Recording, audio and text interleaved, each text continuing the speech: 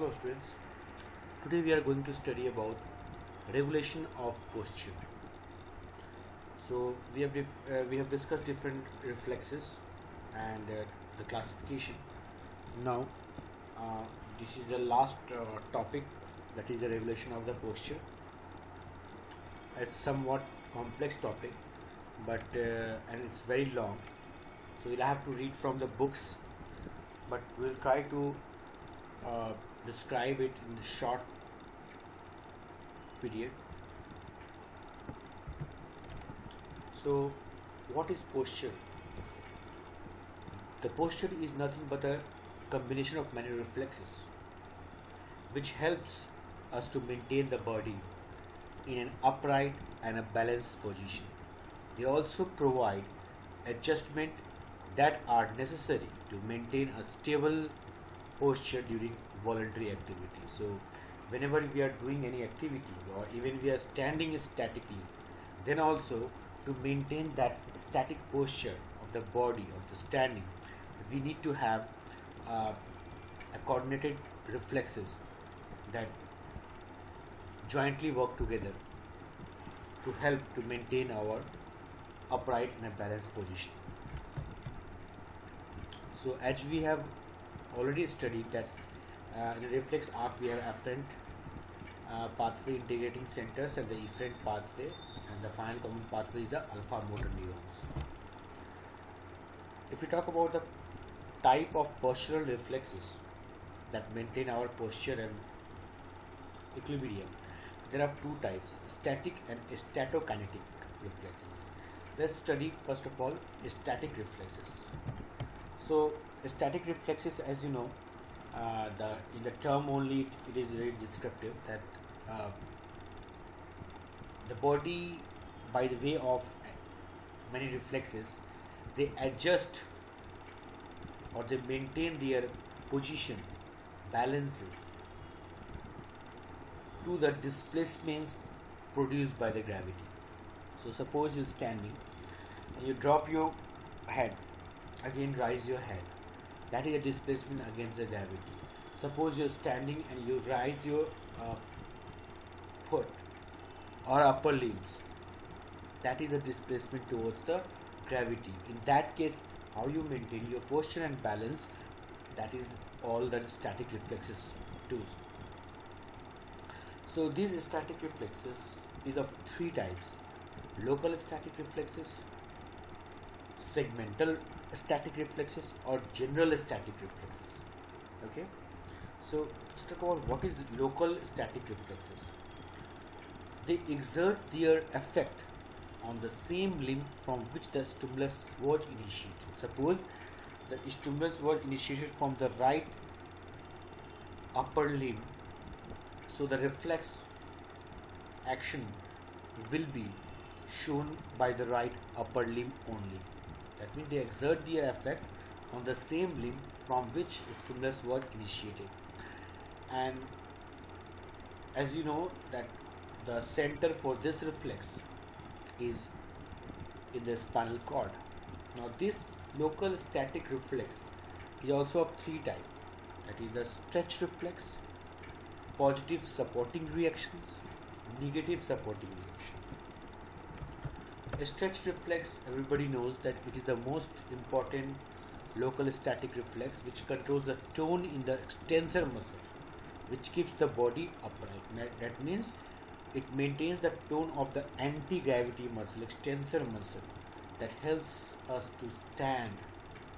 Either the back muscle or the extension muscle of the thigh, they need to keep the body upright against the gravity, right? So these reflexes does not need any special stimulus, because the stimulus is already a dynamic stimulus that is already being given via proprioceptors, which senses your position. And in that way the stretch reflex works.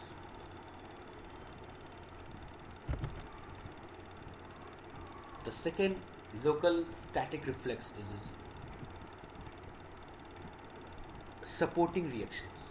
It is characterized by simultaneous reflex contraction of both extension and flexion of a limb. So, if from one limb, suppose if it is left lower limb of the baby that is being kept on a table, so there will be contraction of both extensor and flexor muscles, so that the legs is in position to hold the baby in an upright position. You will try to hold, and that is supporting reactions. And it plays a very important role in steadying the ankle joint in standing position. This is supporting reaction, positive supporting reaction. Then also we have negative supporting reaction. What is negative supporting reaction? It refers to disappearance, not the appearance, disappearance of the positive supporting reaction. Whatever the reactions that has been shown during the positive supporting reaction, that if that will be disappear, negative reaction. It is initiated by stretch of the extensor muscle, right? So three reactions we have known, that first is stretch reflex, second is positive supporting reaction, and third is negative supporting reactions. After these local static reflexes, we come to segmental static reflex. Now, what is segmental static reflex? Characterized by bilateral reflex. When the stimulus is given to the unilateral limb, so you give the stimulus to the one limb, you will have an effect on both limbs. That is the segmental reflexes. The best example of segmental static reflex is the cross extensor reflex.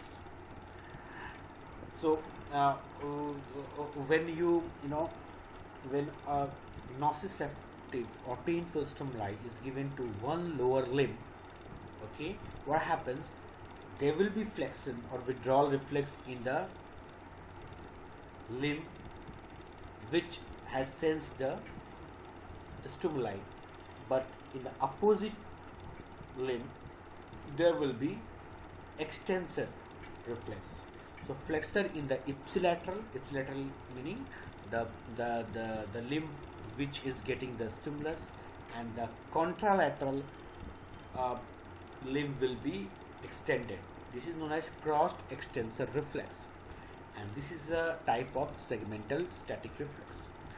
The center of this reflex again is in the spinal cord. General static reflexes. It is characterized by generalized effect. It's not local, it's not static, it is general. Means you will see the response of the whole of the body, right? So it is characterized by the generalized effect from many muscle group in the body. In fact, every muscle in the body is involved in the response to stimulus that originally has started from one side of the body, right? In this, it can be divided into three groups, that is attitudinal reflex, long loop stretch reflexes, and writing reflex. Let's see what is attitudinal reflex. These reflexes are initiated when attitude of the body is changed. Suppose when you are standing on a plain road, suppose on a hilly road you come across an inclined road and you walk towards the inclined road, you don't fall, you maintain your body balance by lowering your upper side of the body so that you don't fall back. So that is the attitudinal reflex, okay? And this reflex also again is of two types: tonic labyrinthine reflex and tonic neck reflex. Tonic labyrinthine reflex, these reflexes are produced in response to alternation in the position of the head relative to the horizontal position. So when you are standing on a plain road, and in the second stance you stand on an inclined road. What will be your position of the head? In the first case, the position of the head will be parallel to the the road, but in the second case, your position of head will be inclined to the road, making an angle with the horizontal plane of the road, right? So your position of the head has been changed, and by assessing this position of the head, this stimulus will result into a generalized reflex that will help the body to stand erect or in a balanced position even in that inclined road, right? So that is known as labyrinthine reflex. The main point here is the position of the head. The reflex will occur as a result of position of the head. And pathway of this reflex arc is like stimulus is the gravity. Stimulus is the gravity, because gravity will try to pull your vary your different position of the head. That is the stimulus. Receptor is where receptor is present in the position of the head. If you go into the inside head, you go into the internal ear. There are in an internal ear there are some receptors that is known as otolith organ, and this otolith organ is nothing but the utricle and saccule of the labyrinth. It is present in internal ears. So these are the receptor action. They will sense the acceleration, rotational acceleration or the transitional acceleration according to the gravity, and they will change the position of the head, and the result is that generalized reflex. This is known as labyrinthine reflex. In labyrinthine reflex, from the utricle and saccule, the afferent fiber arises, and this afferent fiber is nothing but which fiber? The 8th nerve, that is the vestibular nerve, and the center of this reflex is again in the spinal cord. From the spinal cord, efferent nerve arises, and that is the vestibulospinal and reticulospinal tract, which end to the alpha motor. Okay, which end to the alpha motor of the spinal cord, and now alpha motor is nothing but the nerve towards the muscle that will cause contraction of extension muscle of the limb, the lower limb or upper limb, to maintain a balance, to maintain a erect position in an inclined road. So that is the labyrinthine reflex. Its center, its afferent, its efferent, its sensory organs. Okay.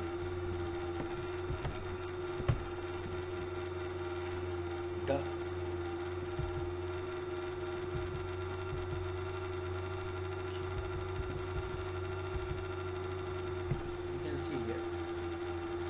the head is tilted to the right. So what will happen? Left limb is flexed and right limb is extended. So this you do when you are up to road which is tilted towards the right, है ना, एक side में खाई होता है, दूसरी side में पेड़ होता है ना. तो when you do this, so your left limb will be flexed and right limb will be extended. जिधर सेंटर ऑफ ग्रेविटी जिधर बढ़ेगा उधर का एक्सटेंशन होगा, क्योंकि that जिधर सेंटर ऑफ ग्रेविटी बढ़ेगा that side will pull your body towards it, and you don't want that, otherwise you will fall. So that side of the limb has to be extended, the other side has to be flexed. Now suppose head tilted backwards, what will happen? The forelimb will be flexed and the hind limb will be extended so that you don't fall, right? In the generalized reflex, we have tonic neck reflex. Okay. In we have attitudinal reflex, and we have discussed tonic labyrinthine reflex. We will now discuss tonic neck reflex. These reflexes are produced in response to alternation in position of the head relative to the body. This is more or less same thing. The pathway reflex or stimulus is the stretch of neck muscles. Okay, so the stimulus and the receptors are not present in the otolith of the internal ear, labyrinthine. This is the neck reflex, so that it will involve the joint and muscle of the neck. So the stimulus is the stretch of neck muscles. Receptor is present, that is the Pacinian corpuscle, in the ligaments of cervical joints and the muscle spindle of the neck muscle. Center is again in the medulla and not in the spinal cord. So tonic neck reflex, the center is in medulla oblongata. Different from there is the corticospinal tract. So this is a tonic neck reflex. The tonic neck reflex, the response depends on the position of the head in relation to the body. Suppose if you turn down the head, that causes flexion of the forelimb and extension of the hind limb. Okay? So you will say that they both are same. Yes, but labyrinthine and neck reflexes, both position presents the same responses, but as I have said earlier, that not only one receptors or one reflex arc act to produce the same response, but there are many of the reflexes that produce the same response for the same stimulus. In the same way, tonic neck reflex also produces the same responses, but their pathway are different, but their centers are different, but the receptors are different, but the response is the same. When you turn down your head, it will cause stretch of your neck muscles. It will cause stimulus that is generated in the muscle spindle of the neck muscle, then center in the medulla oblongata, and then from the corticospinal tract there will be response, that is the flexion of the forelimb and extension of the hind limb. In the same way, if you turn your head up, it will cause opposite, that is the flexion of the hind limb and extension of the forelimb. So turning the head sideways produces flexion of the ipsilateral, is where you have moved your head, that side will be the flexion for the limb muscles, and the contralateral limb will be extended. So this is the tonic neck reflex. So the response depends upon the position of the head in relation to the body. Same thing that we have discussed. Here you see the movement of the neck. Neck is flexed to the left. What happens? Left limb flexed, right limb extended. Neck is flexed forward. What happens? Forelimb flexed and hind limb extended. So this is a tonic neck reflex. Second type of generalized reflex, we have long loop stretch reflex. They are, so the thing which we were discussing, what the attitudinal reflex. This is the long loop stretch reflex. They are also called as functional stretch reflex. These are polysynaptic reflexes. As we have discussed, polysynaptic means between the afferent and efferent you have more than one interneuron, that is the polysynaptic reflex. Okay? And all the complexes reflexes are actually the polysynaptic reflexes, with the center of reflex arc in the cerebral cortex. So this long loop, and this loop becomes long because the name is long, because The center is present where? It is present in the cerebral cortex. And these reflexes are continuously active in erect position. So when your body is in erect posture, these reflexes are in continuity. They bring about continuous correction of the sways that occurs from moment to moment during the standing. So when you are standing, your every side of the body is under the gravitational pull, but then also you are standing erect. So a continuous reflex has to support your the posture, the erect posture, and that's where the long loop of stretch reflexes are there every time, continuously. The third is the writing reflex. This is also a generalized reflex. Writing reflex helps to correct the position of the body when the balance falls down. So when all the reflexes are in intact position, but somehow if there is disbalance of the body, the writing reflex will come into action, correct the position so that the body regains its position. These reflexes consist of a chain, also that means these reflexes are not in continuous, right? They are not in the continuous. As we have studied this long loop, this writing reflex comes into action only when there has to be a correction needed, when somehow the balance falls down.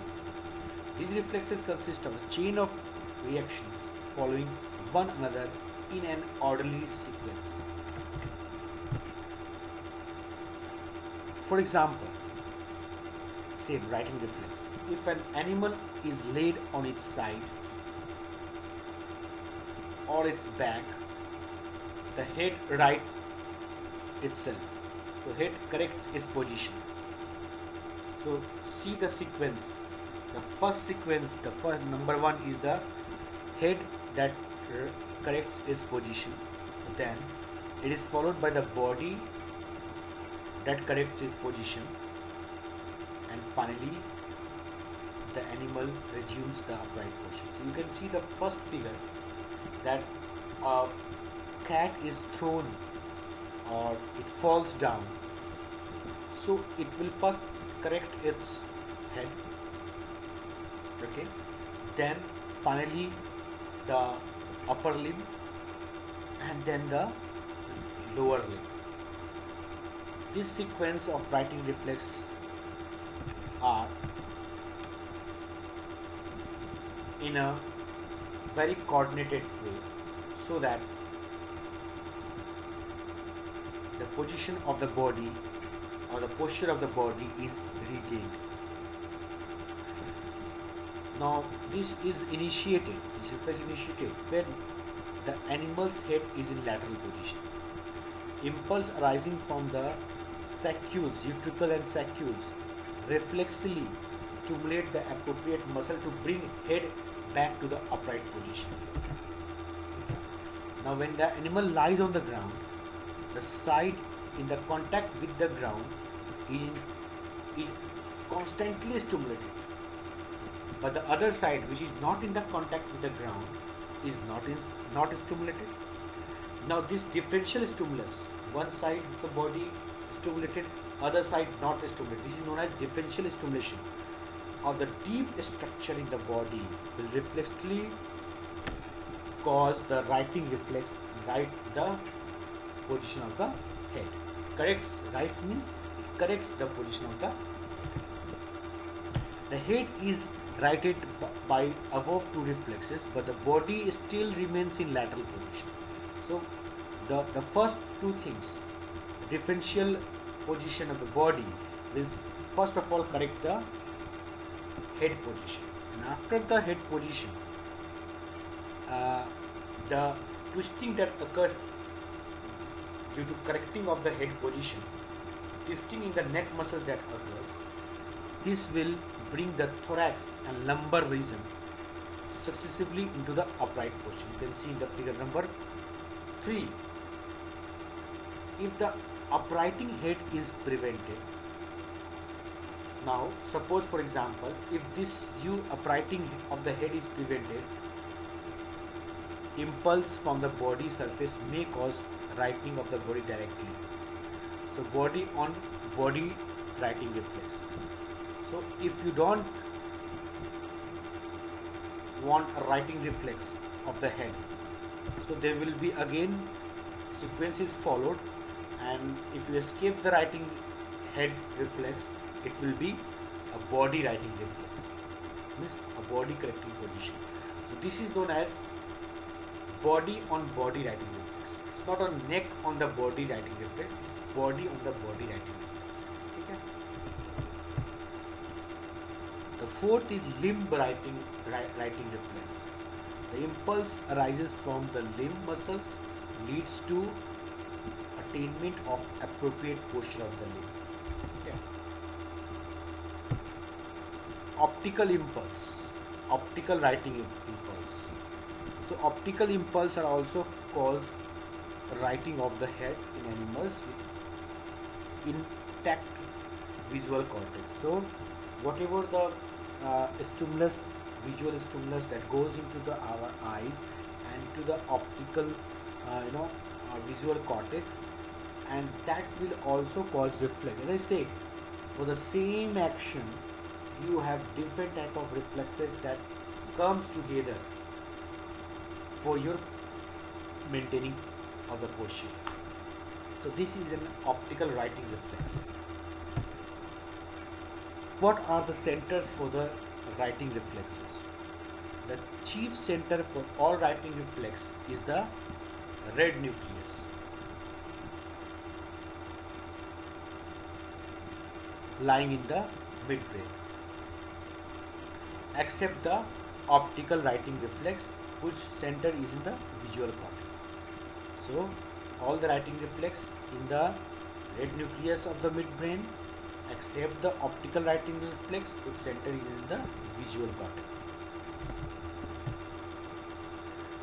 Now after these were all static reflex. Now we have statokinetic reflexes, means a movement is added to this position.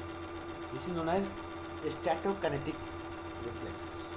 So a kinetic characteristic is being added in the reflexes. So let's see what are these reflexes.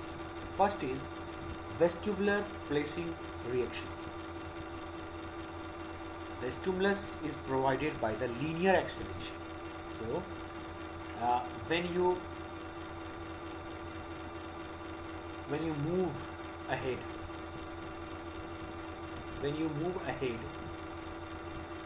your fluid in the vestibular apparatus, that is in the internal ear,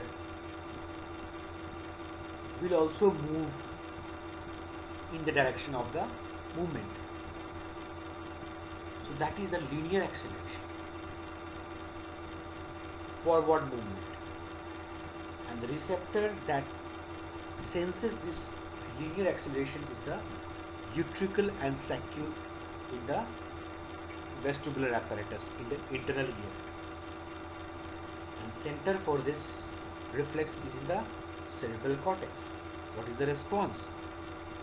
As soon as the foot comes in contact of any firm surfaces, be it the ground, be it on the stairs, it reflexively placed on the surface in position to support a body. So when your foot is in dynamic motion, and as soon as it contact a firm surface, your leg will try to put the position in such a way that it supports your body. You don't fall, even if you are linearly accelerated forward with your foot coming on the firm surface during walking or during going upstairs. So this is the vestibular placing reaction. Whenever your foot is placed, your vestibular apparatus is stimulated, and then the response occurs. This is the vestibular placing reactions. In the same way, we have visual placing reactions. When our foot comes in a firm contact at the ground, we have our eyes which senses that this is not a road, this is a stairs. So it will go into the visual cortex, center being present in the cerebral cortex, and it will respond by placing, helping the foot in such a way that it supports your body. This is the visual placing reaction. Then again we have hopping reactions. The stimulus is lateral displacement while standing. So when you tend to fall, or your body tend to displace laterally while standing, you don't feel it. ऐसा लगेगा अभी कि जब मैं तो खड़ा हूँ ऐसे कैसे गिर जाऊँ, but it is actually, your gravity is actually pulling you. So when you are walking or when your body is laterally displaced, that displacement, the receptor present is in the muscle spindle. Center again is the cerebral cortex, and what will be the response? There will be hopping movement that keeps the limb in position to support the body when a standing animal is pushed laterally. So whenever a standing animal is pushed laterally, you can see a dog or even your friend, if you just, he is not conscious and you push him laterally, he will position his whole body so that he does not fall. Okay. So that is the hopping reactions. Now, in scientific era, we know this because we have experimented on the animals. What happens when we cut certain part of the brain? What happens if we cut certain subcortical region of the brain? So that is where the term decerebrate comes. What happens to the animal? So we use the term decerebrate animal when the brain stem is transected at the intercollicular level, that is between the, if you transect, transaction is done between superior and inferior colliculi in the brain stem, then we call that animal as a decerebrate animal. And what are the features of decerebrate animal? They will undergo rigidity, it is known as decerebrate rigidity. It will be marked by increase in tone in extensor. So your every anti-gravity muscles will be extended.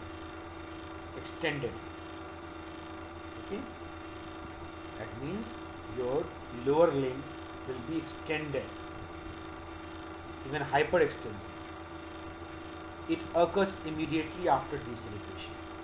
So this rigidity of the increasing tone in extensor muscle or the anti-gravity muscle will occurs immediately when you cut the brain stem between the superior and inferior colliculi. You can see here the upper limb and lower limb both are, in fact the whole body is in the extended position. Hyperextension of all the four limbs. Okay, and this animal is a decerebrate animal whose brain stem we have transected between the superior colliculi and inferior colliculi. The feature we see is the hyperextension of all four limbs, dorsiflexion, and it is actually hyperextension of the tail. You can see hyperextension of the head. You can see extreme hyperextension of the spine. You can see the curved spine. This position is known as opisthotonus. When you are hyperextension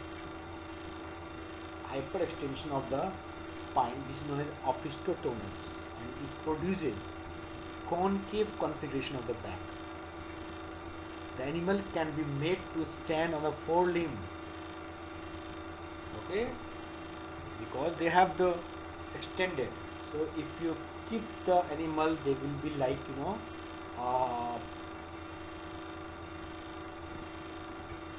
a posture of a, like suppose it is inanimate object that is being kept in a museum, so it will be like that.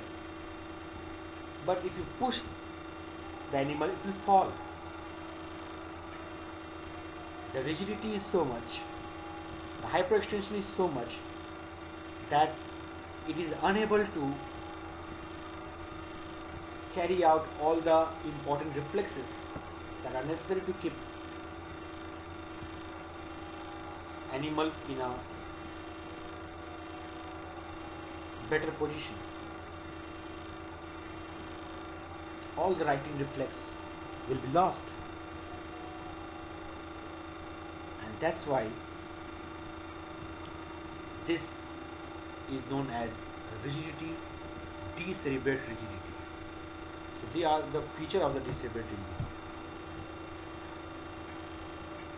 The rigidity occurs due to increased activity of the motor neurons that facilitates the stretch reflex. So now motor neurons present in your brainstem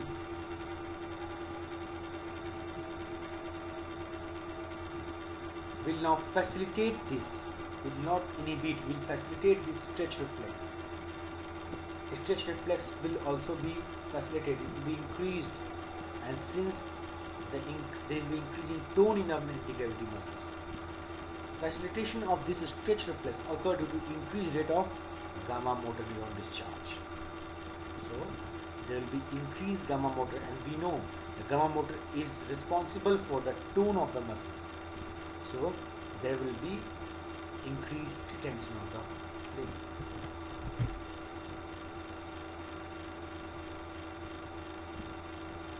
There will be no spinal shock. Postural reflexes, as I say, they are those which have their center in the spinal cord, medulla or pons. These include stretch reflex, positive and negative supporting reflex, cross extension reflex, but the righting reflex are absent. Otherwise, a push will not lead to the fall of the animal, but it leads to the fall of the animal because the righting reflex are totally absent. Now, after decerebrate animal, the other term we have decorticate animal. What is decorticate animal? We say animal is decorticated animal when the whole of the cerebral cortex is removed except the subcortical basal ganglia and brainstem. So subcortical region is left while whole the cerebral cortex is removed. So your basal ganglia is intact, your brainstem is intact. So what are the features? And we call this animal as a decorticate animal. What is the feature of decorticate animal? The rigidity is not strong as the decerebrate animal. It is moderate rigidity that is present because there is a cortex inhibits the medullary reticulospinal tract. Okay, it will inhibit the medullary corticospinal. So medullary reticulospinal tract are inhibited.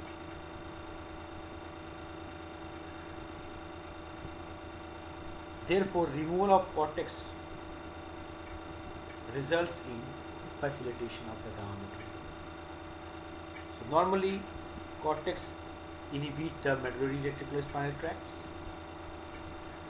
but when you remove the cortex, this inhibition to the medullary reticulospinal tract is removed, and when this inhibition is removed, the medullary reticulospinal tract will in fact facilitate the gamma motor neuron, and hence the rigidity will be present,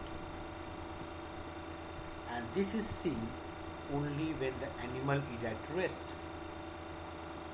This rigidity is present only when animal is at rest.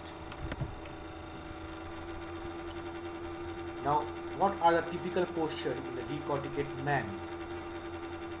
If suppose you remove the cortex of man, reticulospinal tract being facilitated, hence the gamma motor neurons, what happens?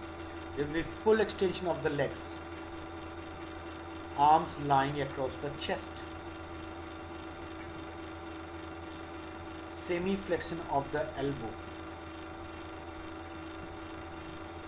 slight pronation of the forearm, flexion of the wrist and finger. Here, writing reflex are present, it is not lost. That means when you push the animal, it can correct its position.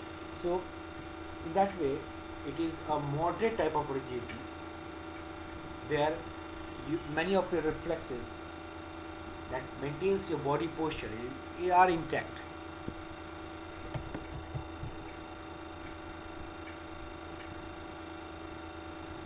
A spinal animal.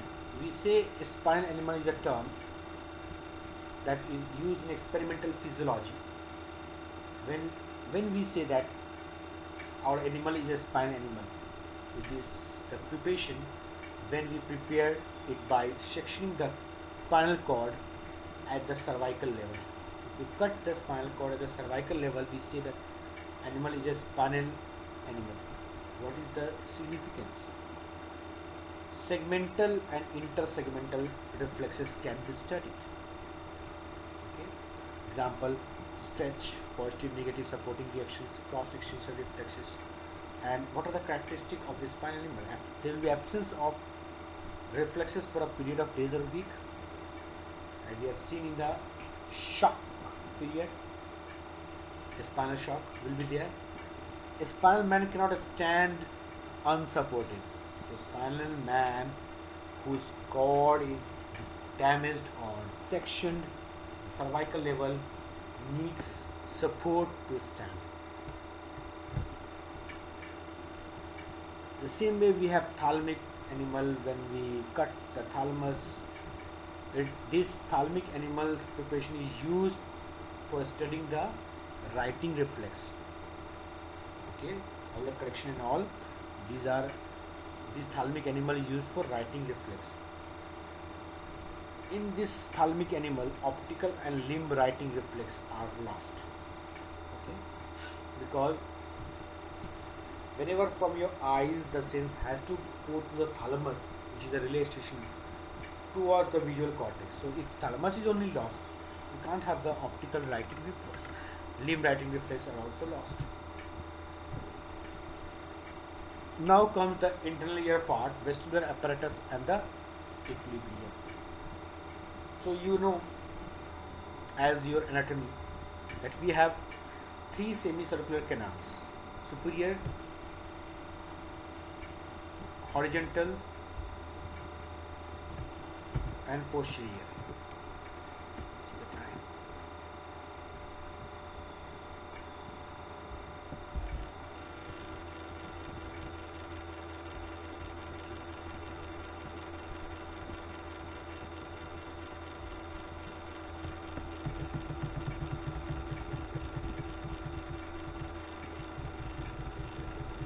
I think it needs one more class.